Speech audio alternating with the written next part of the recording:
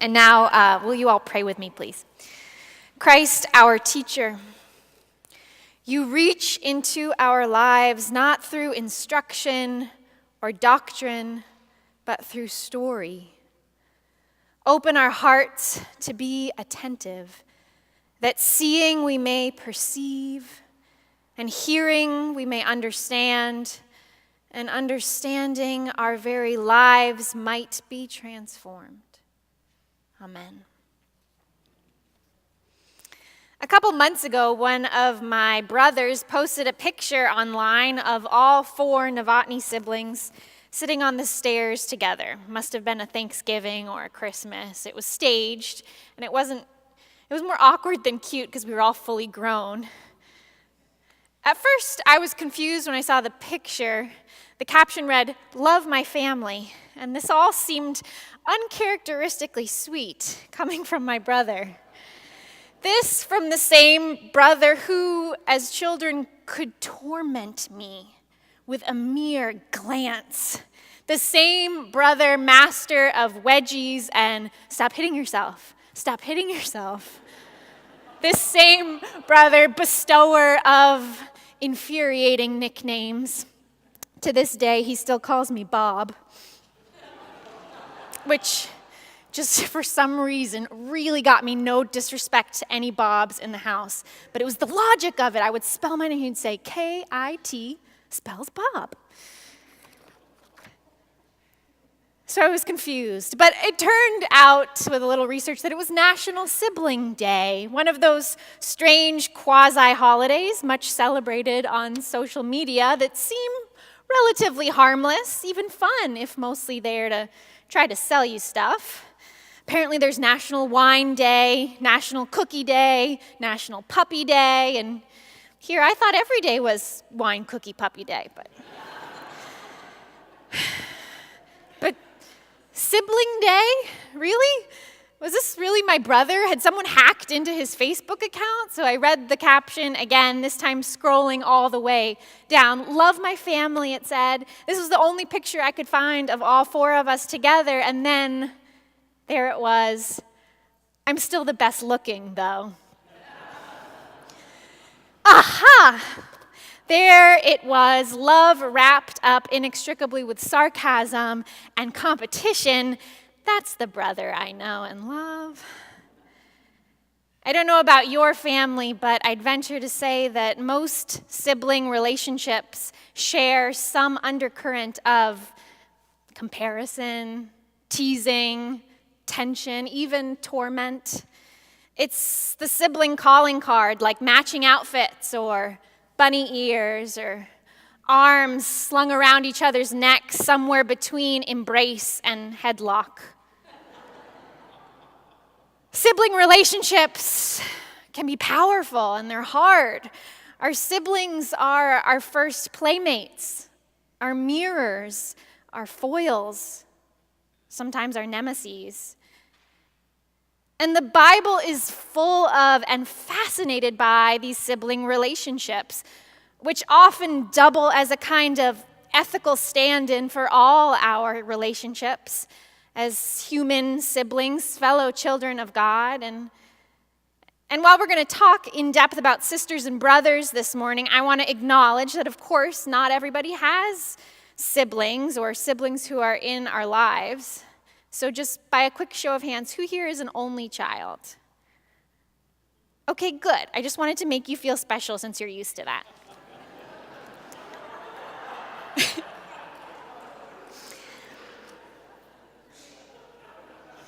But no matter what your sibling status, most of us can probably resonate with some kind of mixed feelings of love and competition with those closest to us. My college roommate and bestie was an only child, so I speak from experience. You don't have to be related to fight and love like sisters. Even Jesus' disciples, that merry band of chosen brothers, often fall into classic backseat road trip fighting, arguing about who's the greatest among them. And time and again, Jesus responds, how? By picking up a child and saying, "The least among you, that is the greatest." That Jesus, always playing favorites with the poor and the powerless and the socially marginalized.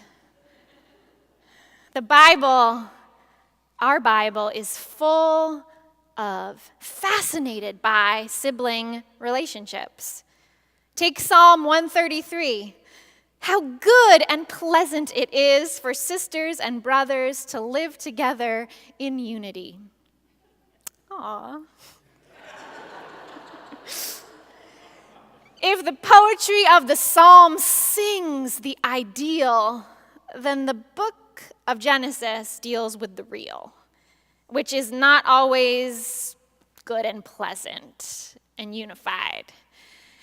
In books like Genesis, we get stories of sisters and brothers who wrestle and whine, who compete and resent, who gripe and grapple, even to the point of murder. Remember Cain and Abel, anyone?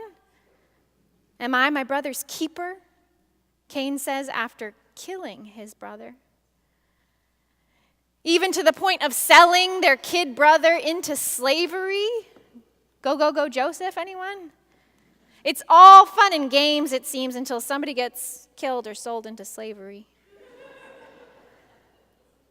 And so this first book of our Bible reads sort of like an inherited album of complicated family legends. It's part of how we've explained ourselves to ourselves over time. And these stories, they don't have to be historical to be real. Because we read the Bible not as a history or science textbook, but as our ancient, sacred love letter to God. That's the power of myth.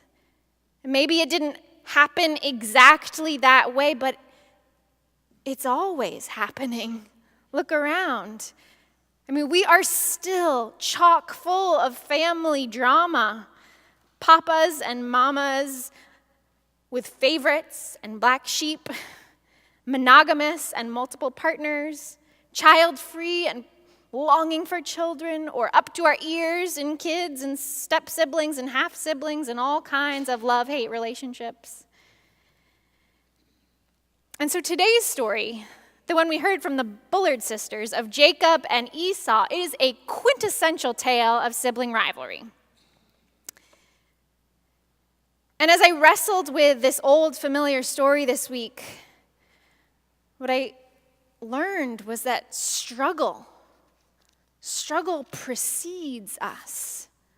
Struggle precedes us. Jacob and Esau are in conflict from the moment of conception. The story says that they are wrestling in their mother's womb. They are formed in struggle, and they enter this world in struggle, struggling over which one will be born first, which is a big status thing in the ancient Near East.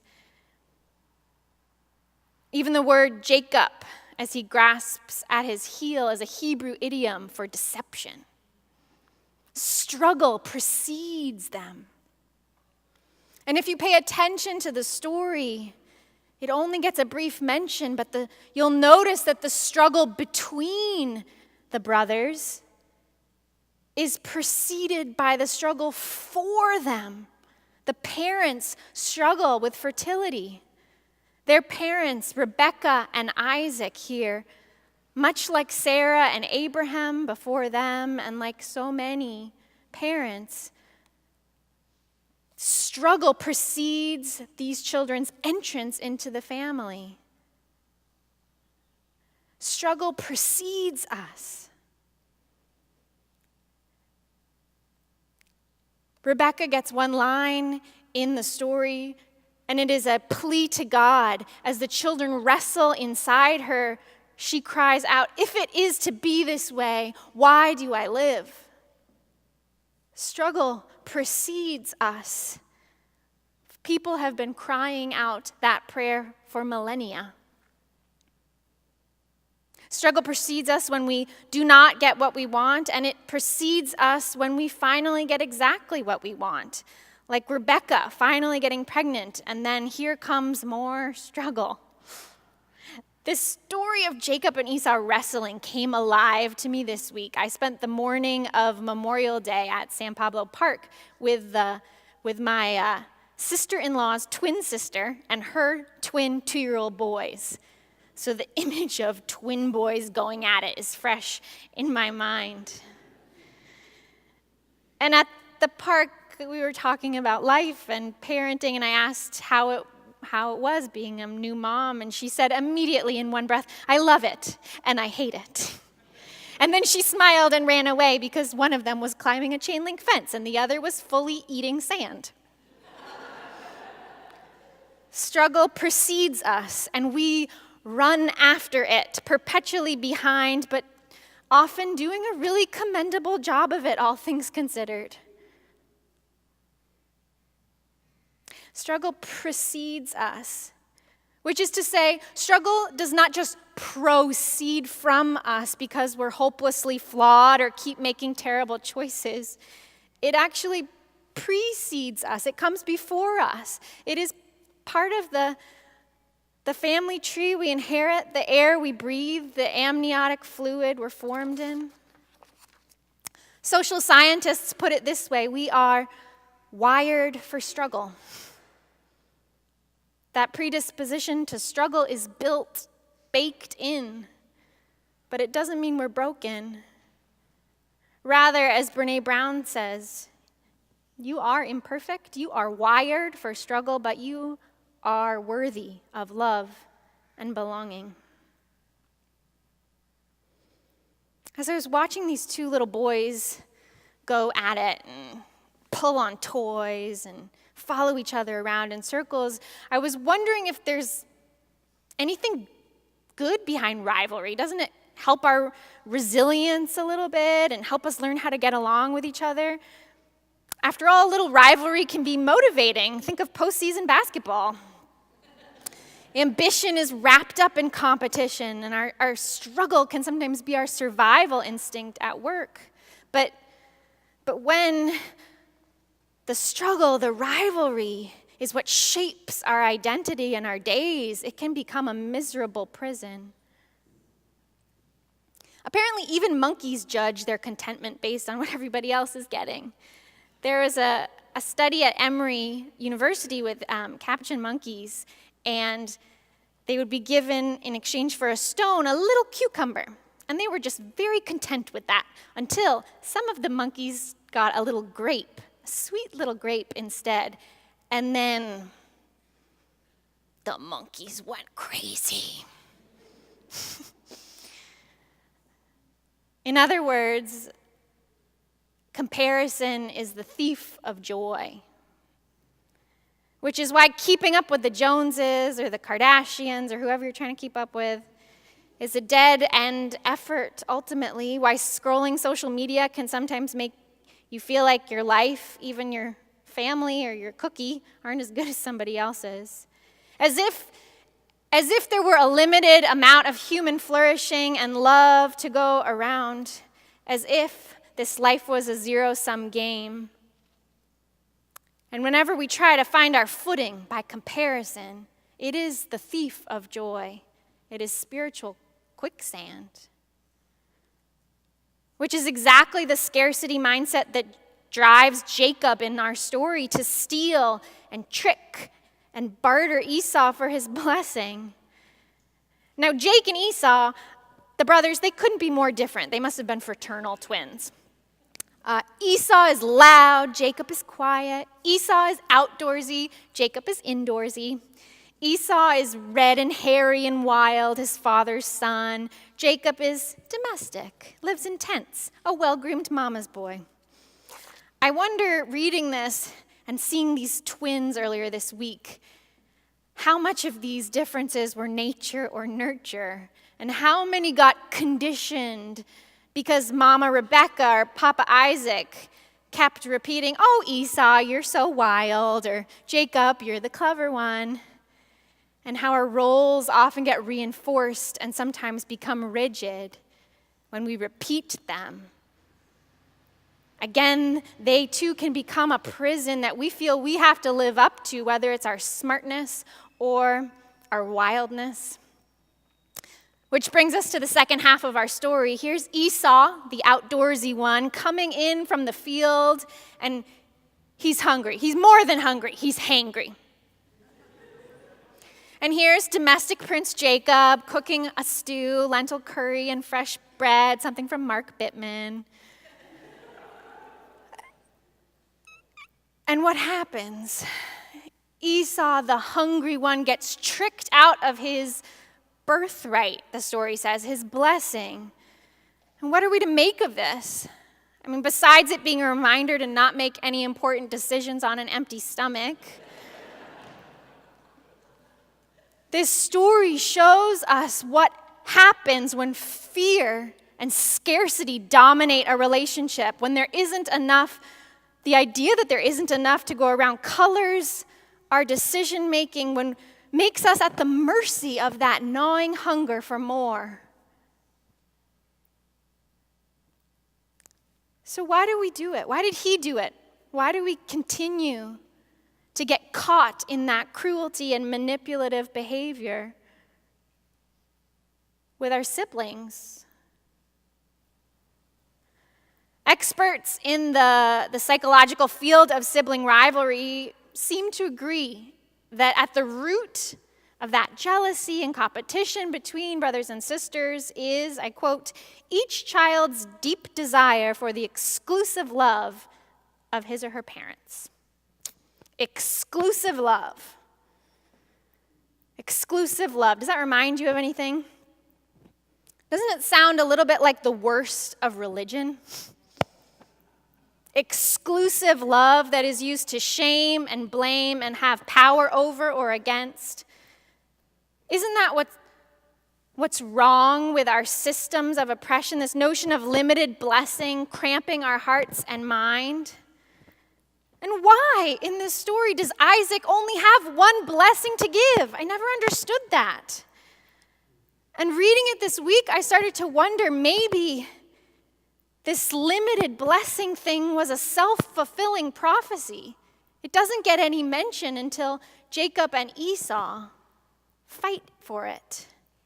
Maybe the blessing is limited because that is how they see it. The image of two nations roiling in one womb resonates this year, doesn't it? This election year, this story, this image of siblings bound together but wrestling ceaselessly, fiercely, sounds familiar. And I was wondering, perhaps we need to remember that as fierce as the wrestling is, that we are siblings. Isn't that the basis of democracy, after all, that we can fiercely disagree with one another and not kill each other?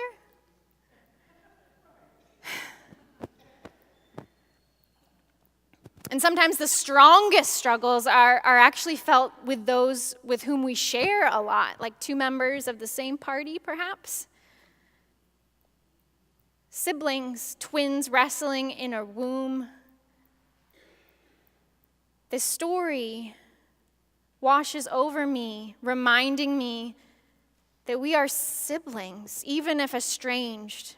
Not just as a nation, but as fellow human beings, spiritual siblings. As Reverend Dr. King put it, we are bound together in an inescapable network of mutuality and tied to a single garment of destiny. And so if we are preceded by struggle, and that struggle is rooted in the craving for the exclusive love of our parents or of our God, then even as we are preceded by struggle, that struggle is actually preceded by love. Friends, these stories that we pass down, that shape our faith, they don't offer us pictures of perfect people and perfect families, but real ones. And our faith doesn't give us a simple weeknight recipe for reconciliation. There's no easy, fast-acting hope serum, but it's more like if you keep reading, and if you want to find out what happens with Jacob and Esau, crack open Genesis. It's more like forgiveness gets slow cooked, like at a simmer, seasoned and covered, and sometimes it has to sit for years, 10 years, 20. And sometimes, slowly, there is reconciliation. Just when you thought it was impossible, forgiveness can slip in and rearrange all the ratty old family furniture and make things new again.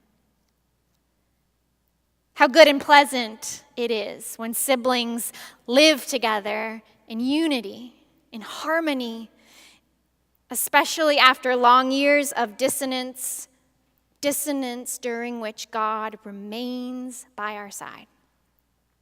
That's the God I believe in. And by believe, I mean beloved. A God whose reign is marked by abundance, not scarcity. Not a cosmic tyrant who doles out blessing with arbitrary cruelty like scanty portions of gruel. A little bit for you, nope, none for you. The God I believe in, beloved, is a cosmic parent who sets the table before us in the presence of our enemies even, and fills our cup to overflowing. And that's why we gather around this family dinner table over here again and again and again. Because the most important decisions of our lives cannot be made on empty stomachs. We need to be fed together and filled with God's abundant, reconciling grace so we can go out and feed others. We need this spiritual sustenance to remember who we are and whose we are. Beloved, not with an exclusive love, but an inclusive one that is open to every single one of us, every fellow child of God. Amen.